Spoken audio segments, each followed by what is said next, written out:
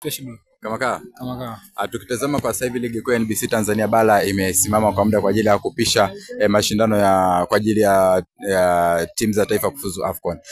Lakini tukitazama bato asili lilopo ni la wafungaji bora, na tukiachana na Yanga Simba kuweza kuongoza pale juu. Tukitazama Clement Mzize, John Chazi Ahoua pamoja na Teba wanaendelea kuonyesha ule upinzani katika ufungaji wa mabao. Labda kwa kweli unatazama wao ni wachezaji wa namna gani, tuweze kutarajia nani ataweza kuchukua kiatu? Ukiangalia vyote hivyo vinategemea na ubora wa timu yenyewe. Yaani ukiangalia ubora wa mfungaji huwa unatengenezwa na safu nzuri ya ushambuliaji, ambao ukipata viungo namba 10 pale ambao anaweza kuchezesha timu kwa muda fulani na kutoa mpira kwa wakati fulani. Unajua sifa namba 9 ni mtu ambaye wanasema ni finisher. Yaani kwenye matukio ya mwisho huwa anakuepo. Ukiangalia kwa ubora wa Simba waliokuwa nao kwa game ya juzi waliocheza ilikuwa na Dodoma. Ulicheza hao sio kama namba 9, ila anacheza kama namba 10 fulani ambaye anaweza kuongeza majukumu ambayo anaweza kumfanya kama kwa namba 9 basi. Na ukiangalia ubora wote huo unatokana na safu nzuri ya ushambuliaji wako. Lakini tofauti inakuja kwa timu nyingine. Kwa mfano kama Yanga nao ina safu nzuri ya ushambuliaji ambao namba 9 ni Prince Dube. Na ukiangalia Prince Dube mpaka sasa hivi ana goli 10. Lakini ukija kwa Simba namba 9 basi ana goli sikoseka kama sio 9-8 ambaye ni Ateba. Lakini ukiangalia asilimia kubwa ya kazi anaofanya Ateba anakuja. Umeona sasa ubora wa timu zote mbili inategemeana na mfumo wao, yani sehemu yao ya ushambulizi, yani viungo ushambulizi ambaye hiyo asilimia kubwa inafanya na namba 10 na mawinga kwa ajili ya kumwaga cross, lakini kazi ya mwisho wanafanya na namba 9. Ukiangalia katika timu ya Simba mfungaji bora ni nani? Ni John Chazi Ahoua ambaye mpaka sasa ana goli 12. Kazi yote anayofanya alibidi afanye Lionel Ateba, lakini ukiangalia asilimia kubwa anafanya nani? John Chazi Ahoua. Ndio ukiangalia mfungaji bora mpaka sasa anaongoza ligi. Kwa sasa tukitazama kwa wachezaji hawa bado ambao wanaonyesha, labda tarajia kumwona nani ambaye anakuwa mfungaji bora kuchukua kiatu. Ukisema hivyo unakuwa unahukumu mapema.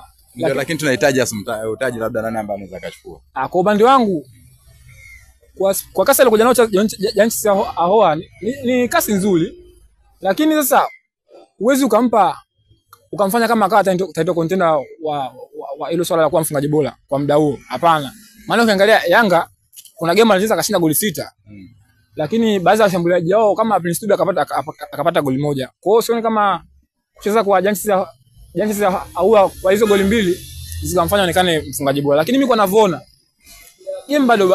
game bado zipo, lakini kwa bashiri wangu mimi naona kama Prince Dube anakuja kuwa mfungaji bora. Prince Dube anakuwa mfungaji bora. Sasa tukimtazama Stefan Aziki, msimu uliopita alifanya vizuri sana na alichukua tuzo ya mfungaji bora, lakini pia alichukua tuzo ya MVP wa ligi kuu ya NBC Tanzania bara. Lakini kwa sasa hivi ana bao 7 pekee kwenye ligi kuu ya NBC Tanzania bara. Labda nini kilichopungua kwa Aziki? Aziki ukiangalia ubora sasa hivi kidogo kama umedrop. Sio kama kashuka zimepungua. Maana Aziki aliyekuja kipindi kile sio Aziki huyu. Aziki ambaye Faisal anatoka anakuja kushika mikoba ya Faisal, sio Aziki huyu aliyekuwa sasa hivi. Aziki kusema kweli kiwango kimedrop, na tuseme kama fitness zimekuwa mbovu. Yaani zimeshuka kikweli.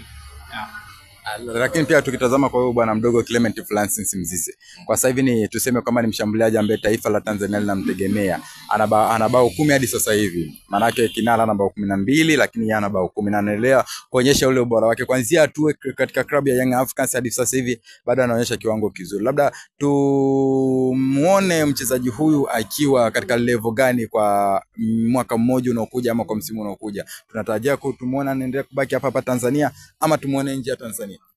Unajua swala la Clement Mzize ni mchezaji bora, lakini Clement Mzize kwa timu za hapa Bongo ukiangalia makocha wengi waliomtumia kipindi kile, wengi walikuwa wanamtumia katika namba sio sahihi. Yaani walikuwa na force kwa namba 9 ambaye yeye hiyo namba alikuwa haiwezi na hawezi kutokea upande huo. Maana asili ya Clement Mzize ni mtu ambaye anatumia nishati nyingi uwanjani na ni mkimbiaji. Ukimweka namba 9 kuna vitu utakuwa unamkosea. Yaani unamkosa. Lakini ukiangalia kwa game za siku 2-3 za ligi ya mabingwa ambao Yanga sio kutoka kwenye ligi ya mabingwa, lakini asilimia kubwa yule kocha alikuja kumweka kama nani? Kama winga, kumweka kama namba 9. Na ukiangalia ubora wake uliongezewa kwa kipindi hicho kwa sababu alikuwa anajituma sana uwanjani na alikuwa atokea sehemu moja, anatokea kulia kushoto. Lakini kwa ubora wake, ubora wa Clement Mzize kadri siku zinavyoenda na miaka inavyozidi tunazidi kwa nini? Kwa sababu bado mdogo, yani useme kama mkubwa sana, bado ana kipengele cha kuongeza ujuzi na ufundi. Na mimi kwa Clement Mzize ninavyomuona kwa siku za mbeleni, yani ikitokea labda yeye apende kusema hataki kwenda kucheza timu za nje, ila ni wakati sahihi wa yeye kuondoka. Wanasema ujui mchezaji, ngoja nikupe kidogo scenario ndogo bro. Ujui mchezaji, wanasema mchezaji ukipata chance ya kutamba kwa muda fulani, tamba. Maana usitegemee upepo unaotegemea sasa hivi utakuja kukutana nao mwakani. Kuna kipindi upepo unavuma, baadaye unakata. Sasa unabidi kipindi hichi ndio unabidi uforce kupata maslahi yako. Ujioneshe, ukue bwana, mimi ni mchezaji fulani na kwenye kiwango fulani ambacho kitakufisha kwa muda huo. Kwa Clement Mzize ukiangalia timu nyingi za Morocco zilikuwa zinamtaka, Tunisia, lakini yeye mwenyewe alikuwa anaonekana bado ni mtu ambaye ni mdogo na hajamachua kwa level hiyo ya kwenda kucheza timu za nje. Lakini pia tukimtazama Rupia naye ni mchezaji wa Singida Black Stars, na sasa hivi tukitazama Singida nayo inakuja sana, inajaribu kuwapatia pressure kubwa hizi timu tatu giant za Afrika. Tukizungumza Tanzania, tukizungumzia Yanga, kuna Simba pamoja na Azam. Rupia naye ni mchezaji ambaye kwa sasa hivi anakuja kwa kiwango kizuri, asivi ana bao kama 8 hivi 9. Labda naye tunamuona ni mchezaji ambaye anakuja kwa kasi gani kuhakikisha kwamba anapatia pressure na wachezaji wengine wakubwa ambao wanaendelea kufanya vizuri katika upatikaji wa mabao. Unajua Elvis Rupia ni mchezaji, yani kiukweli ni finisher mzuri. Yani yule mwamba kwenye swala la kumalizia au kupasia nyavu yuko vizuri, lakini ukiangalia mfumo ulioletwa sasa hivi pale Singida unamfanya kidogo kiwango chake kimedrop. Maana kumbuka Singida amepata mshambuliaji kutoka Mejama, ni anaitwa Jonathan Soa yule. Soa, yes. Yeah. Kwa ile namba yake ya namba 7 imebadilika. Na sasa hivi Soa ana bao kama 7 hivi, kitu kama hicho. Yote yanatokea kwa sababu ya mfumo. Ule samani ungependa kumrudia tena huyo mchezaji? Yupi, Soa au Rupia? Rupia ni mchezaji mmoja ambaye kipindi kile alikuwa ni namba 9 lakini kwa sasa hivi amebadilika. Lakini nafasi za kushinda anazo, sio kama kaisha, ila kwa sababu namba kashamkonywa, anayeanza ndio mtu ambaye yani ana uwezo mkubwa wa kushinda na hajawahi kukosea kwenye masuala ya kushinda. Maana amekuja na game 7 lakini sasa hivi ukiangalia yani kila mechi ana wastani wa 0.5. Nachomaanisha ni kila mechi ana uwezo kushinda goli hili moja. Blaza, huyo ni striker ambaye kwa hapa Bongo tunaviza kina Kagere na kina Maele huko bro.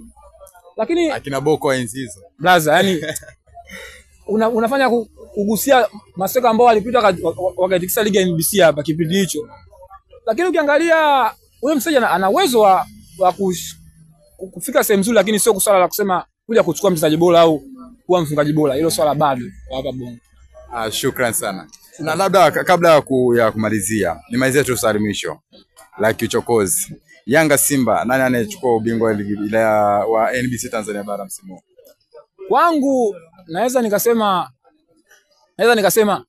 timu yoyote ambayo itatokea. Yani swali moja tu. Yeah. Unajibu A au B. Yanga ama Simba ambaye atachukua ligi kuu NBC Tanzania bara? Yanga. Yeah. Shukrani sana.